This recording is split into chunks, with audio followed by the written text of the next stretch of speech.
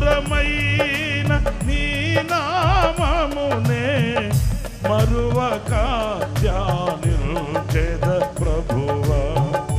ఆనందించు నీలో దేవా, అనుదినం నిన్ను స్తుతించుచు.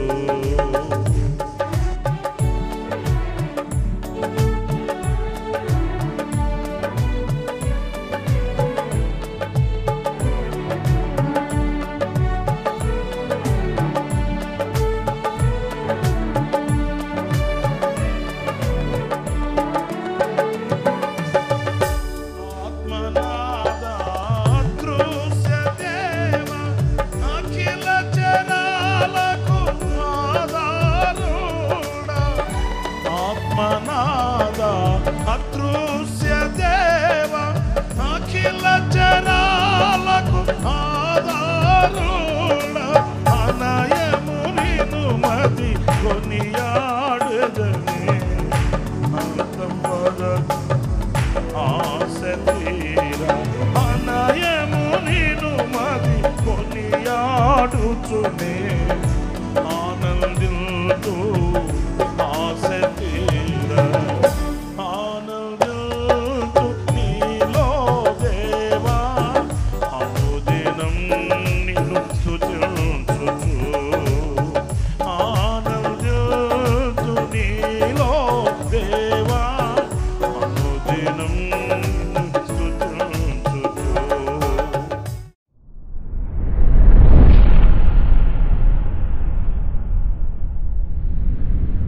Praise the lord.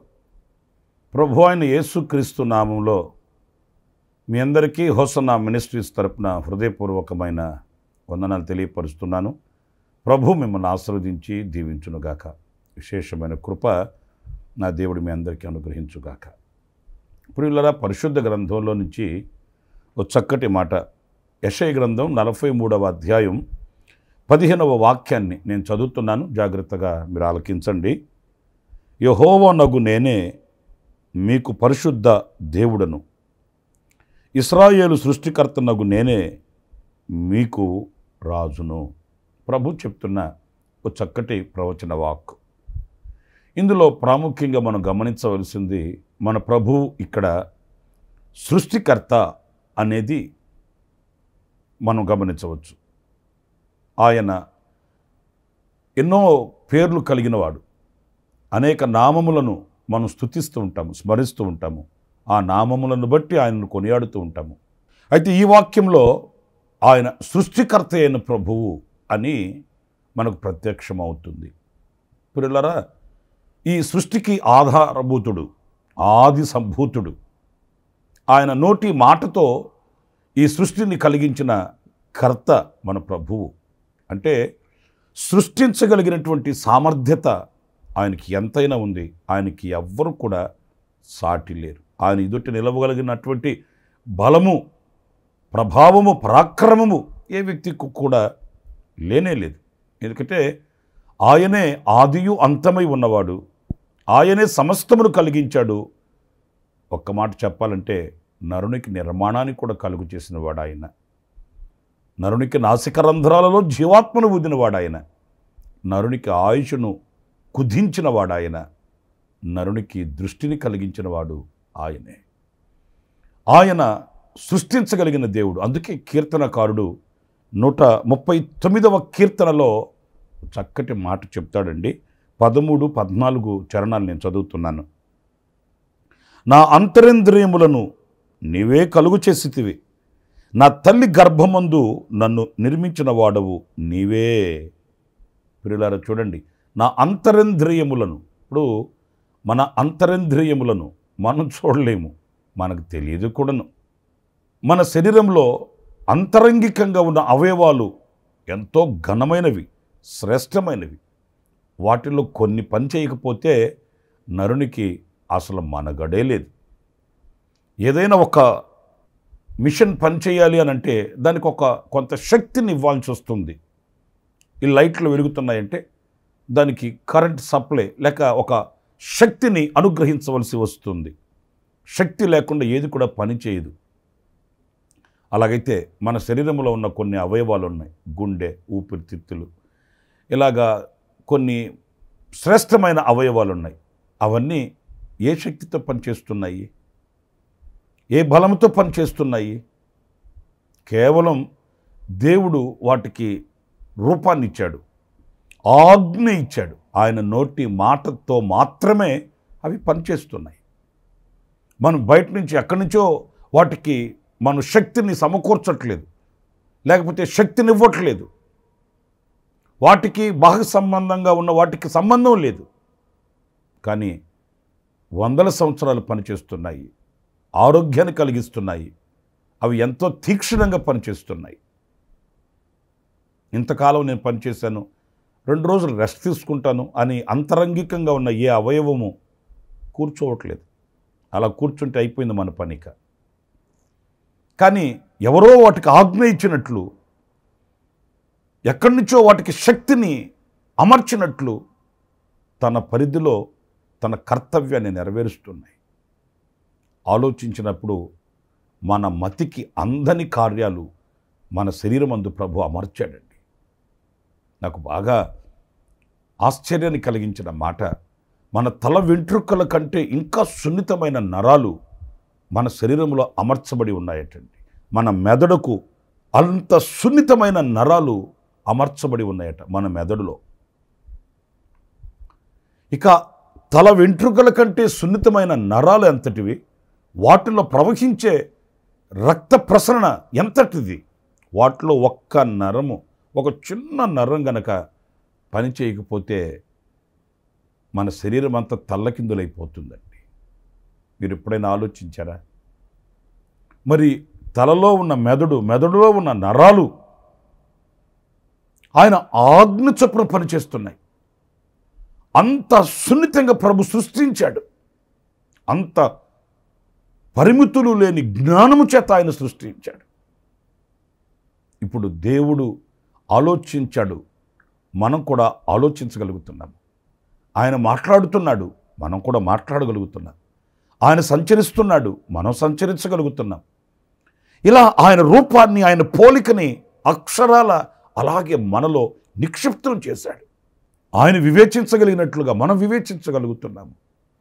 ఈ రమ్యమైన జీవితానికి కర్త ఎవరు అనంటే, మనాళ్ళు ఏదో చెప్తుంటారనుకోండి, అలా వచ్చాడు మనిషి, ఎలా వచ్చాడు అలాగని.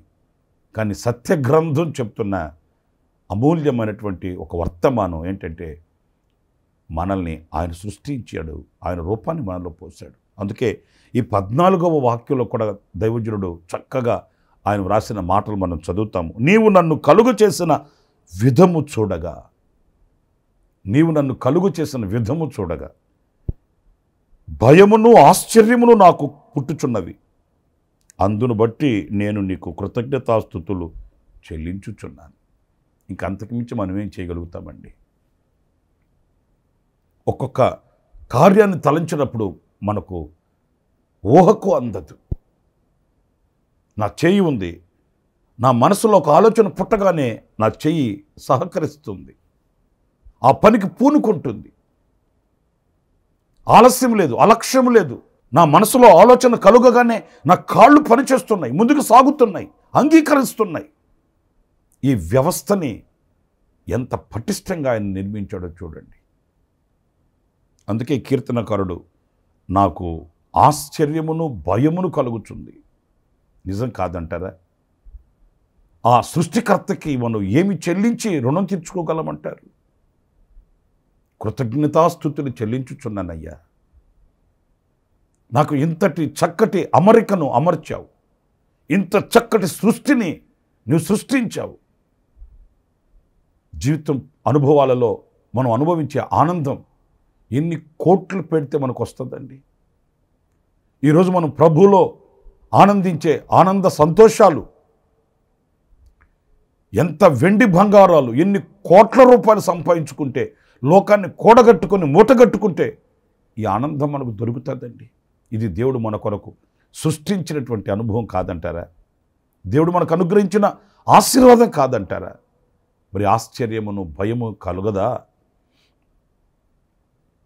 ఆ లోతైన అనుభవాలలో దేవుడు మనల్ని ఇచ్చినటువంటి శ్రేష్టమైన ఈవులను ఆ సృష్టిని చూడండి.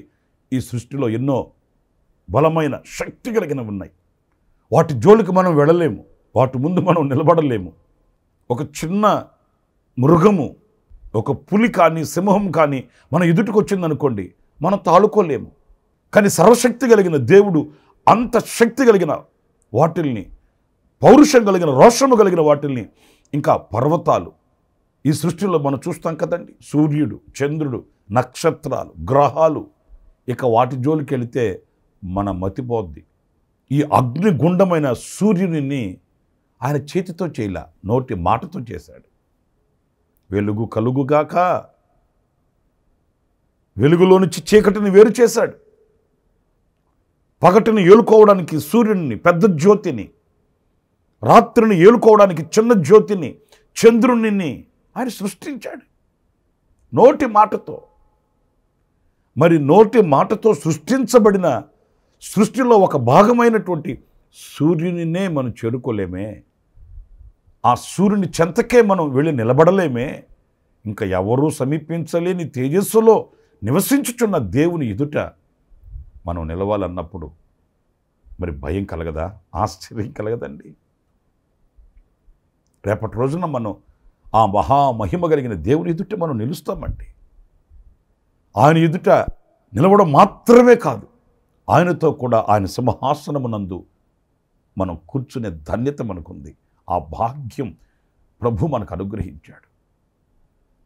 ఒక సూర్యుని ఎదుట మనం నిలబడలేము, ఒక అర్ధగంట సేపు తీక్షణంగా సూర్యుని అలా చూడలేము మనం. ఆయన నోటి మాటతో కలుగు చేయబడిన సూర్యునికే అంత ప్రభావం ఉంటే మరి దాన్ని సృష్టించిన దేవునికి ఎంత ప్రభావం ఉంది, ఎంత మహిమ ఉంది. ఆయనతో మనం కూర్చోవడం అనేది ఆశ్చర్యము, భయము కలుగుతుందండి. నా ప్రియమైన దేవుని బిడ్డలారా, నిన్ను సృష్టించిన నీ దేవునికి నీవు శిరస్సు వంచాలి. నిన్ను సృష్టించిన దేవునికి నువ్వు భయపడాలి. నిన్ను సృష్టించిన దేవునికి కృతజ్ఞతాస్తుతి చెల్లించాలి. ఒక్కొక్క దినం మనం ఆయనకు కృతజ్ఞతాస్తుతి చెల్లించడానికి ఏదో గొప్ప కార్యాలు జరుగుండాలి, ఏదో మహత్తరమైన కార్యాలు జరుగుండాలి, లేకపోతే దేవుడు సూచక క్రియలు చేసి ఉండాలని కాదు.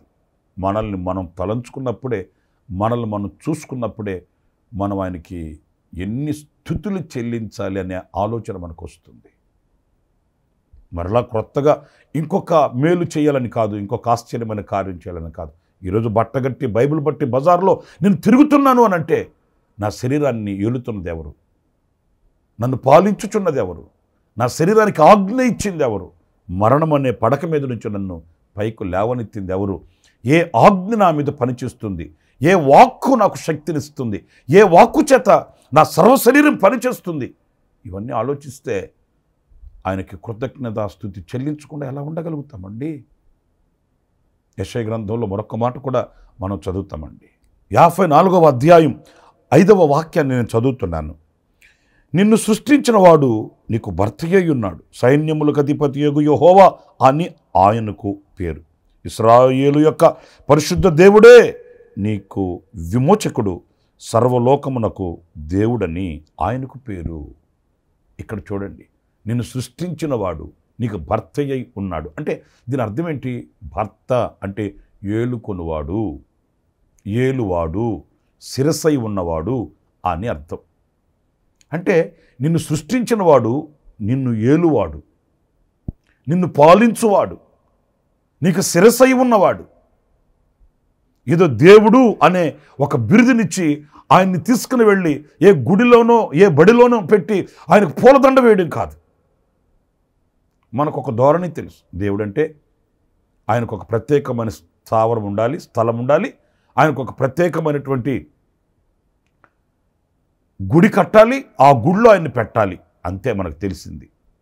కానీ వాక్యం చెప్తుంది, నిన్ను సృష్టించిన వాడు నిన్ను ఏలువాడు, నిన్ను పాలించువాడు, నీ విమోచకుడు, ఇశ్రాయేలు పరిశుద్ధ దేవుడు ఆయన, సర్వలోకం నాకు దేవుడని ఆయనకు పేరు. ఆయన పాలించువాడు, ఆయన పోషించువాడు, మనకు శిరస్సై ఉన్నవాడంట. చూడండి, ఈ సర్వ శరీరము ఈ శిరస్సు యొక్క ఆలోచన ప్రకారం నడిపించబడుతుంది. శిరస్సునకు అతికించబడని ఏ శరీరం కూడా జీవించదు. శిరస్సుకు సంబంధం లేని ఏ శరీరం కూడా బ్రతకలేదు, చలించలేదు, జీవించలేదు. ఈ సర్వ శరీరం పనిచేస్తుందంటే ఈ శిరస్సు ఒక కేంద్రం. ఆ శిరస్సులో, ఆ ఆలోచనలో వచ్చిన ప్రతిదీ ఈ సర్వ శరీరం అంగీకరించి నడవవలసిందే. ఆ రీతిగానే మన ప్రభువు మనకు శిరస్సు. ఆయన ఏం చెప్తే అది చేయాలి. ఆయన ఎలా ఉండమంటే అలా ఉండాలి. ఆయన ఏది ఆజ్ఞాపిస్తే అది మనం చేయగలగాలి. అప్పుడే శరీరానికి ఘనత ఉంటుంది, శరీరం జీవిస్తుంది. అలాగే మనము, ఈ శరీరమునకు సాదృశ్యమైన మనం సుభిక్షతో బ్రతకగలుగుతాము, విజయవంతంగా నిలవగలుగుతాము, జయ జీవితం కలిగి విజయవంతమైనటువంటి దీవెనకరమైన మార్గాలలో మనం నడవగలుగుతాము. ఎప్పుడు శిరస్సు అనే ఆయనతో అంటుకట్టబడ్డప్పుడు, ఆయనతో జతప్ చేయబడ్డప్పుడు. నా ప్రియమైన సహోదరులారా, నిన్ను సృష్టించిన వాడు, నిన్ను ఏలువాడు. ఆయన ఆజ్ఞలు ఎంతవరకు మనం నెరవేర్చుచున్నాము అనేది ఒక ప్రశ్న. ఆయన చిత్తానికి ఎంతవరకు మనం విధేయం అవుతున్నాము అనేది ఒక ప్రశ్న. ఈనాటికి నాలో జరుగుతున్నది నా ఆలోచననా, లేకపోతే దేవుని ఆలోచన నేను నెరవేరుస్తున్నానా అనే ప్రశ్న. ఇవన్నీ మనం తలపోసుకునవలసినవి. ఎందుకంటే ఆయన సృష్టికర్త అయిన ప్రభు, సృష్టికర్త అయిన దేవుడండి. కనుక నా ప్రియమైన సహోదరులారా, ఈ సృష్టికర్త అయిన దేవునికి మనల్ని మనం ఆపాదమస్తకం అంకితం చేసుకొని సంపూర్ణంగా ఆయన చేతికి మనం అప్పగింపబడిన వారమై ఆయన నడిపించే మార్గంలో మనం నడిచినప్పుడు ఆయన మనల్ని ఏలుకుంటాడు, పాలిస్తాడు, పరిపాలిస్తాడు. వాక్యంలో మనం చాలాసార్లు చదువుతుంటాము. ఆసాబు చెప్తాడు, నీవు నీ ఆలోచనల చేత నీవు నన్ను నడిపించదవు, తర్వాత మహిమలోనికి నీవు నన్ను తీసుకుని వెళతావు. ఆయన మనడలో ఏమి వాంఛించాడో, ఏమి కోరుకున్నాడో, ఏమి సంకల్పించాడు, అది అక్షరాలా నెరవేరుస్తాడు. మనల్ని ఆయనతో కూడా వసింపచేస్తాడు, ఆయనతో కూర్చుండబెట్టుకుంటాడు, ఆయనతో జీవించే భాగ్యాన్ని ప్రసాదిస్తాడు. కనుక ఆ సృష్టికర్త అయిన దేవునికి శిరస్సు వంచి ఆయన సన్నిధిలో కృతజ్ఞతాస్తుతులు చెల్లిస్తూ బ్రతుకుతాము. అలాంటి కృప దేవుడు మనందరికీ అనుగ్రహించునుగాక. తలలు వంచండి, ప్రార్థన చేసుకుందాం. కృపాసత్య సంపూర్ణుడ, జీవాధిపతి అయిన ప్రభువా, మీకు వందనాలు. నాయనా, మీరు సృష్టికర్త అయిన ప్రభువు, మమ్మల్ని సృష్టించిన దేవుడవు. ఈ సృష్టికి మీరే ఆది సంభూతుడవు. మిమ్మల్ని ఏమని ఆరాధించగలం, ఏమని స్తుతించగలం, మీ కార్యములను ఏమని వివరించగలము నాయన. మేము తలంచినప్పుడు మాకు ఆశ్చర్యమును, భయము కలుగుతుంది. మీ గొప్ప కార్యాలు, మీ శక్తి కలిగిన, పరాక్రమము కలిగిన కార్యాలు శిరస్సు వంచి నమస్కరిస్తూ అంతము వరకు మీరు మాకు రాజువై ఉండి మమ్మల్ని నడిపించి పోషించమని మమ్మల్ని ఒక్కొక్కరిని మీ చేతులు సమర్పించుకుంటూ నాయన, ఈ ప్రార్థనలో ఏకీభించిన ఒక్కొక్కరిని, వారి కుటుంబాలని, వారి పిల్లల్ని, వారి పాడి పరిశ్రమల్ని, వారి చేతి పనులు, ఉద్యోగాలు, వ్యాపారాలని ఆశీర్వదించి దీవించి ఈ దినమంతా ఒక నూతనమైన కృపలతో మీ బిడ్డలు నింపి దీవించమని మీ పాదపద్మానికి అప్పగిస్తూ యేసు నామములో ప్రార్థించి వేడుకొనుచున్నాను తండ్రి. ఆమేన్, ఆమేన్, ఆమేన్. ప్రభు మిమ్మల్ని దీవించి ఆశీర్వదించుగాక. ఈ దినమంతా విశేషమైన కృప నా దేవుడు సమృద్ధిగా మీకు అనుగ్రహించుగాక. ఆమేన్. ప్రతిదినము ఈ అనుదిన కృపాను సందేశముల కొరకు, ఇంకా మరిన్ని ఆత్మ సంబంధమైన సందేశాల కొరకు ఈ మా యూట్యూబ్ ఛానల్ ను సబ్స్క్రైబ్ చేసుకోండి. Pastor Ramesh hosanna ministries.